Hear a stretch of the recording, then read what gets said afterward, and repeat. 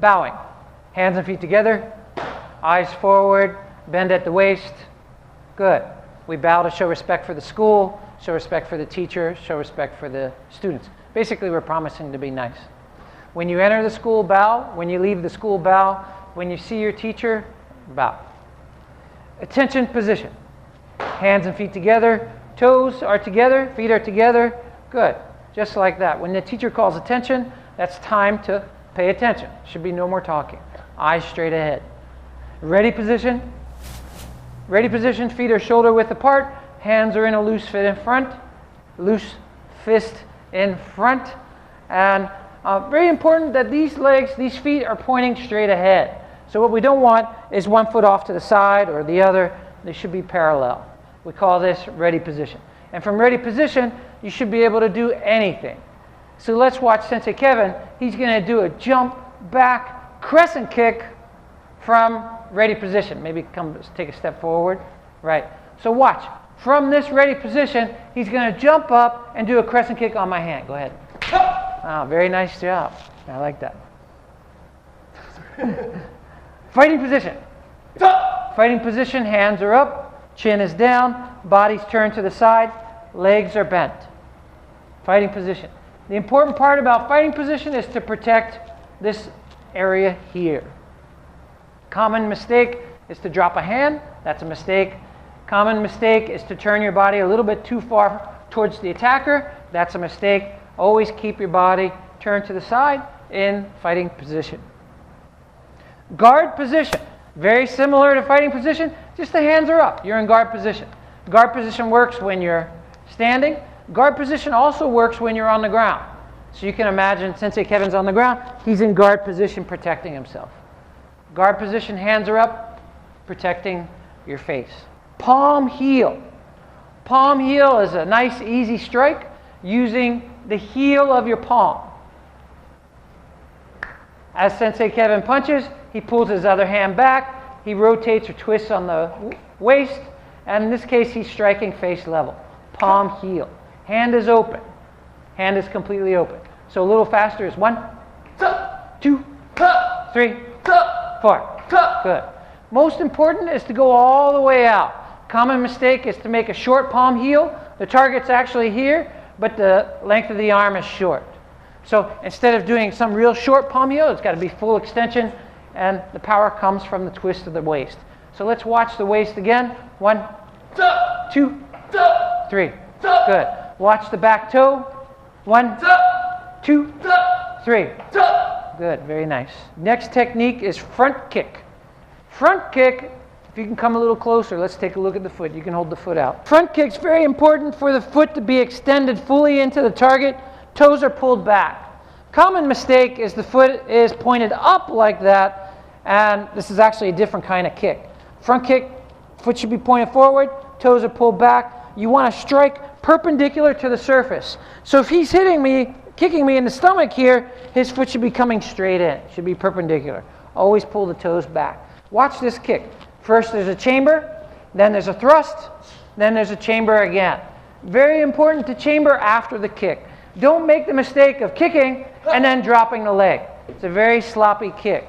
It gives you no opportunity to use that leg again. So if he kicks, chambers, and drops the leg, he's stuck moving into that position. If Sensei kicks and chambers after, it gives him the opportunity to do a roundhouse kick, to do a side kick. Good. All kinds of things. If the knee is up, you have the opportunity to do more kicks. So once again, chamber, thrust, and back again. Good. Notice Sensei Kevin's hands are always up. Try one more time. Front kick, hands remain up. One more time. Front kick, hands remain up. You've got to protect at all times. That's a front kick. Break fall. One of the most important things is to learn how to fall without injuring yourself. Most people get injured in a fight not because they've been hit by a punch, but because they hit their head on the ground after they've been hit by a punch. And so break fall is very simple. In slow motion, Sensei Kevin's going to be sure, number one, his head doesn't hit the ground, because your head will crack like an egg if it hits the ground. Number two, his joints, like his elbow joints, will not hit the ground because that's very painful too if you fall, hit with your elbow first. So what Sensei Kevin will do is round out his back and provide more surface area by hitting the mat. And notice when he hits the mat, this is at 45 degrees. He's not going to hit the mat at 90 degrees here. That puts too much strain on the shoulder. He's not going to hit the mat at 0 degrees because that doesn't offer any distribution of his weight. He wants to distribute his weight across as much surface area as possible. The larger the surface area, the less painful it is. So you can imagine if you fell and you landed on the surface area the size of a pea, that'd be very, very painful. But if you took that same force and distributed it across your forearms and across your back, it's not going to be as painful. So one more time in slow motion. We go down a break fall, smack the mat. Good. Chin is on the chest, feet go up, and arms are off to the side. And come back up again. And break fall one more time. Good. One more time. Good. Very nice. For students who are practicing the break fall for the first time, they should actually sit on the ground. We sit on the ground first. Good. You can extend your legs in front. And the first few times, you can just roll without smacking the mat. So there's one roll. Good. There's second roll. Good. Third roll. Good. That gets you in the habit of making sure that you're rounding out your back. You don't want to belly flop onto the surface. Belly flops always hurt. You know it hurts badly when you belly flop in a pool. It's going to hurt really bad if you belly flop on the ground. After you've done a couple of those practice rolls at home, go ahead, one. You can start smacking the mat. Notice the hand is down. The palm of the hand is down. The fingers are together. Good. It doesn't work. You can try it, but it doesn't work with the other side of your hand coming down. Last is distance. Distance is probably one of the most important aspects of self-defense. It's to stay far enough away from danger.